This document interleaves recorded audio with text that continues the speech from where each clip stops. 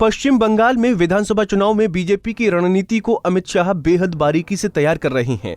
ममता सरकार के 10 साल के शासन की खामियों पर अमित शाह की करीबी नजर है। यही वजह है कि अमित शाह एक तरफ ममता दीदी के सरकार में खड़े हुए सिंडिकेट को तोड़ने की बात कह रहे हैं, तो दूसरी तरफ महिला आरक्षण का भी दाव चल रहे हैं। तो लाखों सरकारी नौकरी करने वाले स्टाफ को 7वां वेतन आयोग के हिसाब से सैलरी देने का भी वादा करते हैं। वहीं 4 लाख मछुआरों के लिए भी सम्मान निधि के तर्ज पर 6,000 रुपए की सहायता देने का भी ऐलान किया है और शिक्षा मित्रों को भी उचित मानदेय देने का भी अमित शाह ने वादा किया है। साफ है कि लाखों लोगों को बीजेपी के पाले में खड़ा करने के लिए अमित शाह ने वादों की झड़ी लगा दी। अमित शाह ने परिवर्तन यात्रा के दौरान टीएमसी की सत्ता को उखाड़ फेंकने की अपील जनता से की। शाह ने कहा कि बीजेपी की लड़ाई सोनार बांग्ला बनाने की है।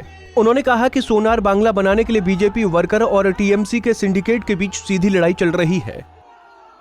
ये भारतीय जनता पार्टी की लड़ाई, ये बंगाल को सोनार बांग्ला बनाने की लड़ाई है और ये लड़ाई हमारे बूथ के कार्यकर्ता और तृणमूल कांग्रेस की सिंडिकेट के बीच की लड़ाई है। सिंडिकेट के बीच की लड़ाई। ये सिंडिकेट वाले जो है वो आप लोगों तक आपका फायदा नहीं पहुंचने देते।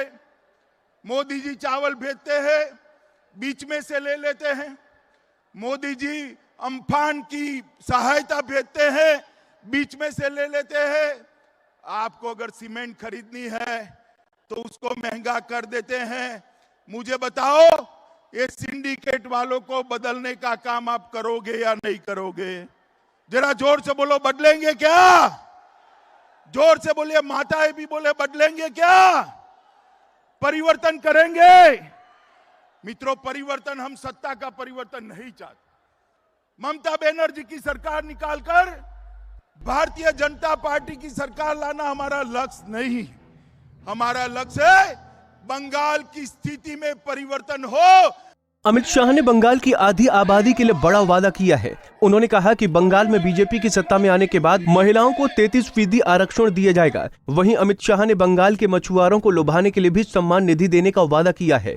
शाह ने वादा किया कि बंगाल के 4 लाख मछुआरों को सीधे 6,000 रुपए की सहायता दी जाएगी। इतनी सारी माताएं बहनें बैठी हैं, सरकारी नौकरियों में 33% से ज्यादा आरक्षण भारतीय जनता पार्टी की सरकार बंगाल में देगी।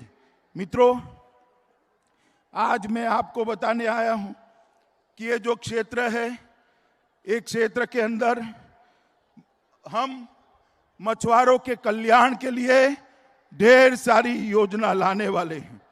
भारतीय जनता पार्टी की बंगाल सरकार बनने के बाद हर मछुआरे को, लगभग 4 लाख मछुआरे को 6,000 रुपया किसान सम्मान निधि की तर्ज पर मछुआरा सम्मान निधि देने का काम ये भारतीय जनता पार्टी करेगी। वहीं केंद्रीय गृह मंत्री अमित शाह ने बंगाल के लाखों सरकारी कर्मचारियों को लुभाने के लिए भी बड़ा दांव चला है। शाह ने कहा कि ममता दीदी ने अभी तक 7वां वेतन आयोग नहीं दिया है।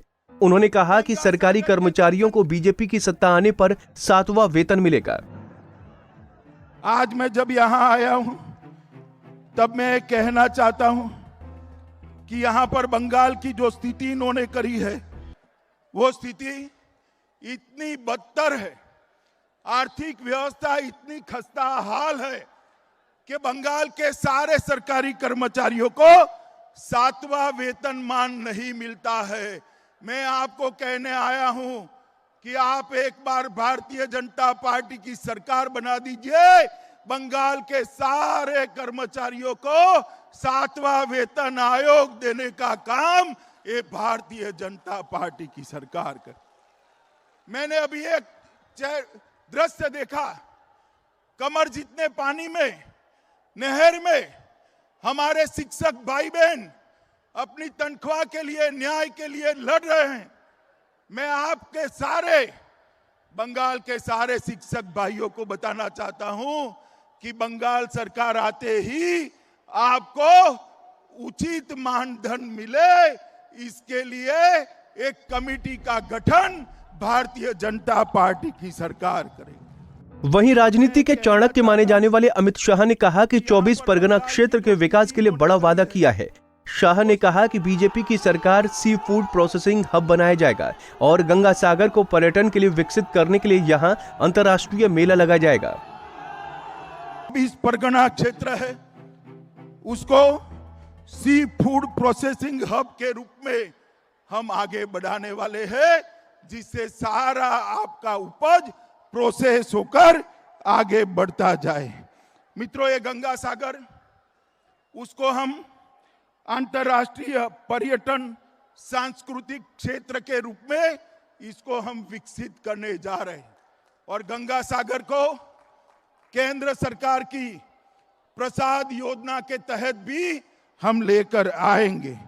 और जो मेला लगता है उत्तरायण के दिन 14 जनवरी के दिन, वो मेले को अंतर्राष्ट्रीय मेला का हम दर्जा देकर पूरे दुनिया भर के यहाँ पर टूरिस्ट आए, इस प्रकार की बात करेंगे। मित्रों, ममता दीदी ने कहा था, ममता दीदी की सत्ता को गिराने के लिए अमित शाह ने महिलाओं और मछुआरों को अपने पाले में करने का दाव चला है। इसके अलावा सरकारी कर्मचारियों को 7वां वेतन आयोग की सुविधा देने का भी वादा किया है।